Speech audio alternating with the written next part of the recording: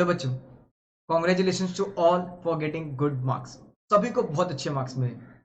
I hope मेरी videos, मैंने जो वीडियो सारे बनाए थे सारे चैप्टर्स के, आपको बहुत ही हेल्पफुल हुआ होगा। नाउ आपको अच्छे मार्क्स तो मिल गए। नाउ ये क्वेश्चन आता है कि एडमिशंस कैसे होंगे।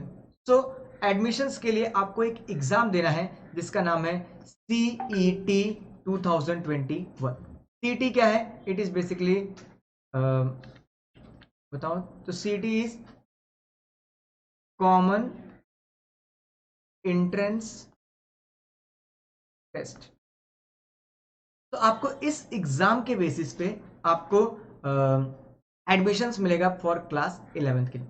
दो ये इंडिपेंडेंट है टू द स्टूडेंट कि आप देना चाहते हैं या नहीं देना चाहते हैं। जो भी बच्चे इस एग्जाम की प्रिपरेशन कर रहे हैं उनके लिए मैं लेकर आया हूं बहुत ही इंपॉर्टेंट सीरीज ऑफ वीडियोस जिसमें हम लोग डिस्कस करेंगे कुछ इंपॉर्टेंट क्वेश्चंस जो हम लोगों ने क्लास 10th का जो भी मैंने सारा पढ़ाया है उसमें से कुछ इंपॉर्टेंट क्वेश्चंस को, MCQs को, कि इसके आंसर्स क्या होंगे एंड हम लोग उसको डिस्कस करेंगे जिससे कि आप लोग को ये हेल्पफुल हो। नाउ ये सीरीज ऑफ वीडियोस होंगी जिसमें हम लोग 10 to 15 क्वेश्चंस हर वीडियो में डिस्कस करेंगे। तो ये है पार्ट 1। चलिए आज हम लोग आज का वीडियो स्टार्ट करते हैं। अभी तक अगर आपने इस चैनल को सब्सक्राइब नहीं किया है सो प्लीज सब्सक्राइब इट, जिससे कि जब भी मैं नेक्स्ट टाइम वीडियो अपलोड करूं आपको उसकी नोटिफिकेशंस मिल जाए। And please share with your friends. चलिए तो आज का वीडियो स्टार्ट करते हैं। तो इसमें क्या होगा, बेसिकली मैं आपके सामने कुछ MCQs रखूंगा एंड उसके आंसर्स को भी मैं एक्सप्लेन करूंगा।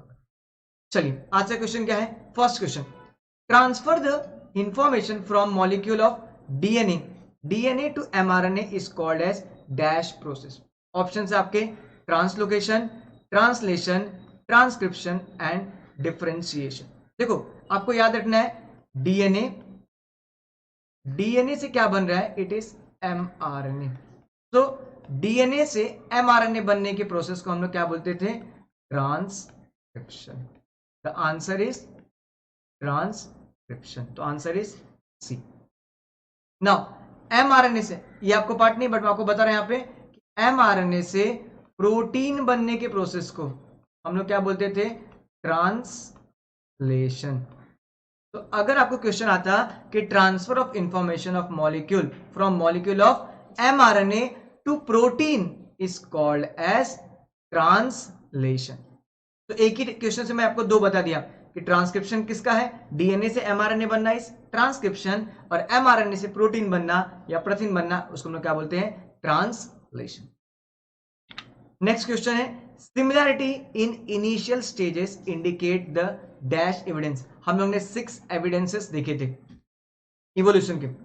कौन कौन से हैं, connecting link, anatomical behaviours, then embryological behaviors and paleontological behavior. The answer is initial stage. हम लोगों ने एम्ब्रियो का इनिशियल स्टेज देखा था 3 मंथ में। The answer is embryological evidences, जहां पर हम लोग ने सबका इनिशियल स्टेज देखा था जो कि सबका सेम था और उससे प्रूफ होता था तो we are evolve from our ancestor, जो कि एक से ही सारे इवॉल्व हुए। नेक्स्ट क्वेश्चन है, dash is the vestigial organ in human being. Human being में वेस्टिजियल ऑर्गन कौन सा है, wisdom teeth, ear muscles, bony hairs, body hairs या ऑल ऑफ द अबव। तो इसका आंसर है विजडम टीथ। आपको मैं बता दूं ये बहुत ही इंपॉर्टेंट है। वेस्टिजियल ऑर्गन कौन कौन से हैं आप लोग उसको एक बार देख लीजिए कि वो कौन कौन से एग्जाम्पल है जो कि ह्यूमन में वेस्टिजियल ऑर्गन का है। अपेंडिक्स है, विजडम टीथ है, याद रखिए चीजों को। नेक्स्ट है, protein located in bones is. Bone में कौन सा प्रोटीन लोकेटेड होता है, तो यहां पे आंसर है मायोसिन, मेलानिन, हीमोग्लोबिन एंड ओसिन। तो जो बोन में प्रेजेंट होता है वो होता है, बोन में कौन सा प्रेजेंट होता है, ossein is a protein which is located in bones. Now अब आपका ये होमवर्क है कि आपको इनमें से जो मायोसिन्स है ये कहां मिलता है, ये मिलता है मसल्स में। मेलानिन कहां मिलता है ये आपका होमवर्क है, एंड हीमोग्लोबिन कहां मिलता है ये आपका होमवर्क है, जिसको आप कमेंट में आंसर करेंगे। तो मैंने आपको दो बता दिया, मायोसिन्स इन मसल्स, ओसिन इन बोन्स। नाउ मेलानिन और हीमोग्लोबिन कहां प्रेजेंट होता है ये आप कमेंट में बताइए। तो आपको 4 क्वेश्चन पूछेगा, कुछ ही पूछेगा तो आप उसके आंसर्स दे सकते हैं। नेक्स्ट है, which of the following vitamins is necessary for the synthesis of NADH2। NADH2 के सिंथेसिस कौन सा विटामिन के लिए NADH2 रिक्वायर्ड होता है? विटामिन B3 के लिए, विटामिन C के लिए, विटामिन B2 के लिए या विटामिन K के लिए? तो इसका आंसर है विटामिन B2। विटामिन B2 के प्रोडक्शन में वी नीड NADH2।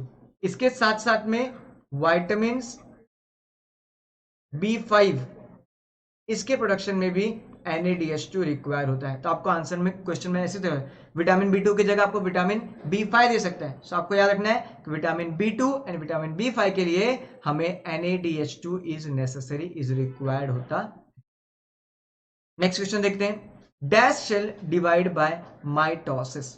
माइटोसिस देखो आपको याद रखना है, माइटोसिस से कौन कौन से सेल हैं और मियोसिस से कौन से सेल हैं।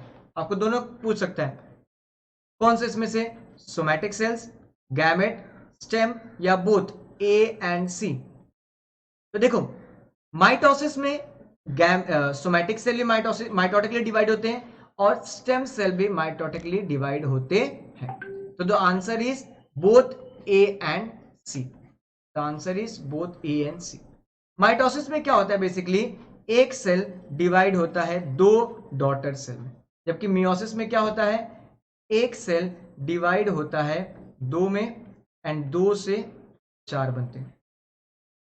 मीन्स अल्टीमेटली अगर मैं आपको देखूं तो एक सेल से 4 सेल्स बनते हैं। इसको हम लोग रिडक्शनल डिवीजन भी बोलते हैं। तो आपको क्वेश्चन पूछ सकता है कि dash is a reductional division, mitosis और मियोसिस? तो आंसर इज मियोसिस। क्यों? क्योंकि यहां पे जो पेरेंट्स के पास 2n रहता है, 2n सेट ऑफ क्रोमोसोम्स, वो डिवाइड हो जाता है 4 में, n, हाफ डिवीजन हो जाता है। तो इसके लिए हम उसको बोलते हैं रिडक्शनल डिवीजन, जो होता है मियोसिस में। माइटोसिस में क्या होता है? माइटोसिस को लोग बोलते हैं इक्वेशनल डिवीजन। इक्वेशनल क्यों? क्योंकि जितना पेरेंट्स के पास होता है उतना ही उनके डॉटर के पास भी सेट्स ऑफ क्रोमोसोम्स होता है। तो आपका ऐसे भी क्वेश्चन पूछ सकता है कि dash type of division is known as equational division. तो आ जाएगा वहां पे माइटोसिस। आंसर क्लियर हुआ कि both somatic cells and stem cells divide by mitosis, दोनों माइटोटिकली डिवाइड होते हैं।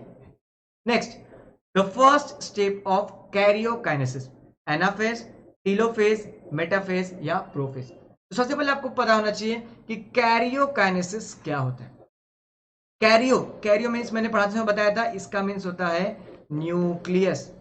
न्यूक्लियस का डिवीजन का फर्स्ट स्टेप क्या है? The answer is prophase. मैं आपको याद करने के लिए बता सकता हूं कैसे हमने यह वीडियो में कैसे देखा था। पी मैट मीन्स पहला प्रोफेज, फिर then metaphase, anaphase and telophase. तो answer is prophase. Prophase is the first step of karyokinesis.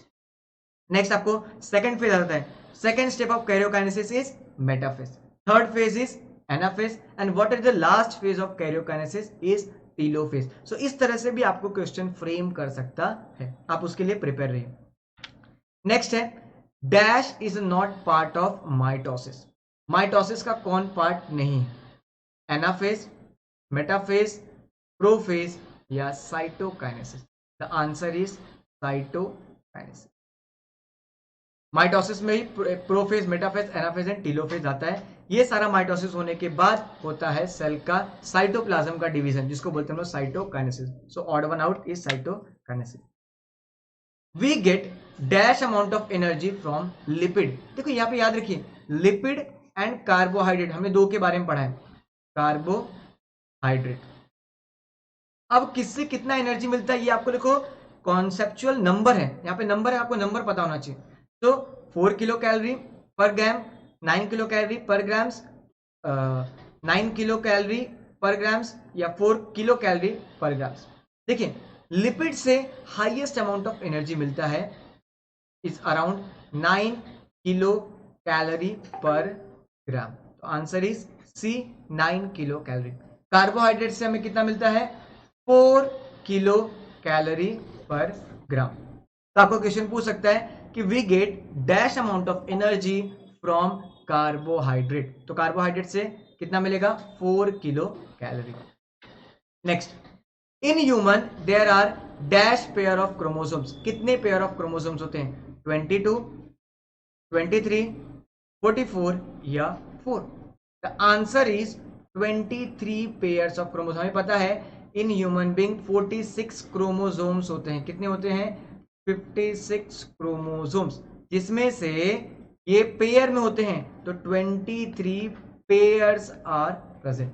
23 ये पेयर में आते हैं तो 46 क्रोमोसोम्स प्रेजेंट होते हैं। ह्यूमन में 23 आपको याद रहना चाहिए। आपको इंस्टेड ऑफ पेयर्स की जगह पे in human there are dash number of chromosomes is present. अगर इसको मिटा दिया द आंसर विल बी 46। इस तरह से भी आपको फ्रेम क्वेश्चन कर सकता है।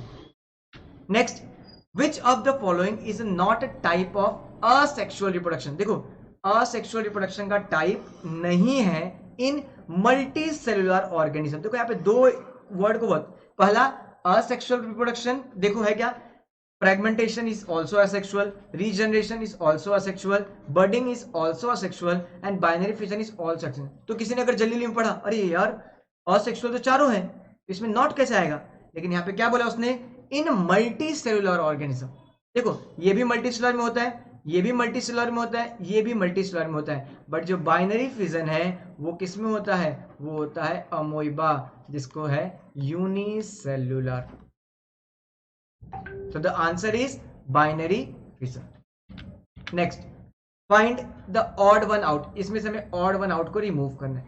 स्टिग्मा, क्या देखो, स्टिग्मा, एंथर, स्टाइल एंड ओरी, चारों में से क्या है? तो देखोगे आप, मैं आपको बना दूं, फीमेल का पार्ट अगर फ्लावर का देखोगे तो कुछ इस तरह से होता है, मेल का पार्ट देखो। अब स्टिग्मा इस पार्ट को बोलते हैं, स्टाइल इस पार्ट को बोलते हैं, ओरी इस पार्ट को बोलते हैं, एंथर कहाँ किसको बोलते हैं हम लोग? इसको बोलते हैं। आपको चारों पता चला गया, ये फीमेल पार्ट है फ्लावर का, ये मेल पार्ट। तो देखो स्टिग्मा स्टिकी पार्ट होता है, फीमेल का पार्ट है। एंथर ये मेल का पार्ट है, ये फीमेल है। स्टाइल ये जो ट्यूब जैसा स्ट्रक्चर उसको स्टाइल बोलते हैं, तो ये भी फीमेल पार्ट है। एंड ओरी भी फीमेल पार्ट है। तो 1 2 3 फीमेल है, यही बचा ऑड वन आउट, क्योंकि ये मेल का पार्ट। तो इस तरह से हम लोग इसको रिमूव कर सकते हैं। आपको उल्टा भी पूछ सकता है, मेल का पार्ट देगा, फीमेल वन भी, ऑड वन आउट। इस तरह से आपको क्वेश्चन फ्रेम कर सकते हैं। Next, at a time of birth there are dash oocytes in present in ovary of female foetus. Female foetus में dash amount of oocytes present होते हैं, 1 to 2 million, 2 to 3 million, 2 to 4 million, या none of this. देखिए यहां पर आपको numbers दिया है, तो जहां भी आपको टेक्स्ट बुक में नंबर्स दिखे आप उसको ध्यान में रखिए। एग्जाम पॉइंट ऑफ व्यू से आपको सीटी एग्जाम में बहुत ही इंपॉर्टेंट है। तो इसका आंसर है 2 to 4 millions of sperms are present during birth, at the time of birth. तो बर्थ के समय पे 2 to 4 millions of cells are present. Next, dash is modern remedial technique is used if there is problem in implantation। अगर implantation में problem आता है of embryo in uterus, uterus में अगर प्रॉपर इम्प्लांटेशन नहीं होता तो हम लोग कौन सा टेक्निक यूज करते हैं? सरोगेसी का यूज करते हैं क्या? स्पर्म बैंक का यूज करते हैं क्या? आईवीएफ का यूज करते हैं क्या? या नॉन ऑफ दिस? तो देखिए अगर मैं आपको आंसर्स एक्सप्लेन करूं तो स्पर्म बैंक का कोई इंप्लांटेशन से रिलेशन है ही नहीं। इन आईवीएफ में क्या होता है कि प्रॉपर ट्यूब में कुछ प्रॉब्लम हो गया तो हम लोग क्या करते हैं, बाहर से निकाल के उसको इम्प्लांट करते हैं, मतलब इम्प्लांटेशन यहां पर होता है। लेकिन इन सरोगेट में क्या होता है, जब इम्प्लांटेशन ही नहीं होगा तब हम लोग एक दूसरी मदर के अंदर क्या करते हैं, इसको इम्प्लांट करते हैं। तो surrogacy is a modern remedial technique is used if there is a problem in implantation of embryo in the uterus.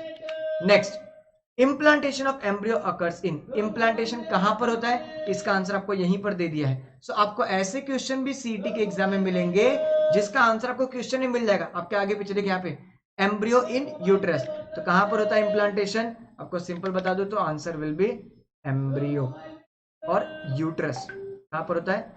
Uterus में। तो ये थे कुछ sets of question. Next video में हम लोग कुछ और सेट ऑफ क्वेश्चन के बारे में देखेंगे। तो मिलते हैं नेक्स्ट वीडियो में। Please share with your friends, it gives me motivation to make more and more video. So मिलते हैं नेक्स्ट वीडियो में। Thank you for watching.